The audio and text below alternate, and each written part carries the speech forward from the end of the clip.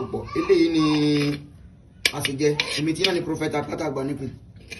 Ṣé láṣìjẹ tẹ́ ń wò yìí àsìjẹ àsínà owó kíákíá ni ta fi ń gbọ́ bùkátà. Ta bá sọ pé àsìjẹ ta fi ń gbọ́ bùkátà ó jẹ́ àsìjẹ tó jẹ́ pé ó dá púpọ̀. Àsìjẹ oríṣiríṣi àsìjẹ sì ní ń bẹ.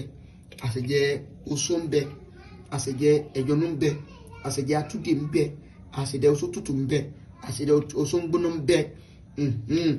Ṣé ń gbọ́ mi sí ọlọ́ba àrùn wà lọ́wọ́ ṣùgbọ́n ilé ìyàtọ̀ fi máa ń gbọ́ bùkátà lásán ni.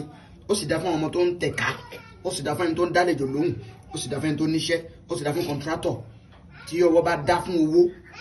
Tíráìkì àsìjẹ yìí Prophet Àpáta Àgbàníkùn ló ń sọ̀rọ̀ o. Tẹ́bá ti jẹ́ àsìjẹ yìí nínú èpè àtàdúrà ẹ̀ fún mi nìkan so. Bẹ́ẹ̀ ni mo sì dúpẹ́ lọ́wọ́ gbogbo ẹ̀yin tẹ́ ẹ subscribe sí channel YouTube Golden Room wípé àǹfààní yín náà ni àǹfààní tèmi náà ni because tẹ́bá ti fi iṣẹ́ lẹ̀ a máa dé sójú fún mi lẹ́ẹ̀kan náà tẹ́bá ti subscribe so ẹ̀dẹ̀ like ẹ máa like ẹ máa tẹ like yẹn kẹ̀sì máa share kí ilẹ̀ síwájú kó lè dé bá channel yẹn ẹ gbọ́. So àsìjẹ yìí báwo la ṣe ṣe àsìjẹ àṣírí bò owó kíákíá ni. Ẹ bá mi wá ẹja àrọ̀ gbígbẹ tó jẹ́ ìbílẹ̀, ẹja àrọ̀ ìbílẹ̀ gbígbẹ tó jẹ́ ìbílẹ̀. Tẹ́ bá lọ dé ọ̀dọ̀ àwọn Ìgbò tí ń ta àwọn úgú tó ń ta àwọn ọ̀gbọ̀nà ẹ̀dọ́dọ̀ wọn ẹgbẹ́ fẹ́ ra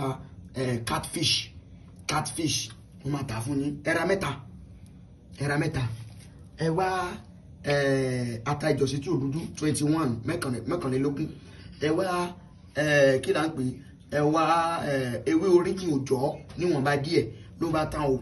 Ẹ bá mi lọ ata ìjọsìn kúkúná ẹ wá lọ ewé oríjì yín mọ́ ẹ ti lọ́ mọ́ ẹ wá fi ṣe ẹja mẹ́ta ìjẹ lépo níyọ̀ ẹ ṣe ní lépo níyọ̀ ẹ fi iyọ̀ sí ẹ fi epo sí ẹ fi iyọ̀ sí ẹ fomi sí kó jiná tó bá jiná dáadáa tọ́ ẹ máa ṣàdúrà sí ẹ máa wípé orí báyìí lẹ́jà fi ń labújà orí mi ò gbọdọ̀ bú láàrin ọmọ aráyé.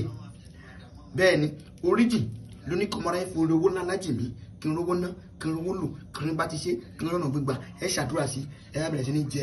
Tẹ́ bá jẹ tán ẹ mọ tí kíláàsì bí méjì sí ẹ̀ẹ̀kan bí agbára ẹ ṣe ká sí kẹ mú lé lórí. Ọjọ́ tẹ mú tẹ jẹ àsìjẹ sí ọjọ́ kejì sí ọjọ́ kẹta ẹ gbowó. Prophet Àpáta Àgbàníkùn ni fẹ́yìn tẹ́fẹ́ pè wá tẹ́fẹ́ bẹ̀ wá níṣẹ́ tẹ WhatsApp wa tẹ́fẹ́ WhatsApp wa ẹ WhatsApp sórí 07064294474. Èmi tí wọ́n ní Prophet Àpáta Àgbàníkùn yóò jẹ́ bí iná fún yín o yóò sì dàbí òrùn ẹ ṣeun.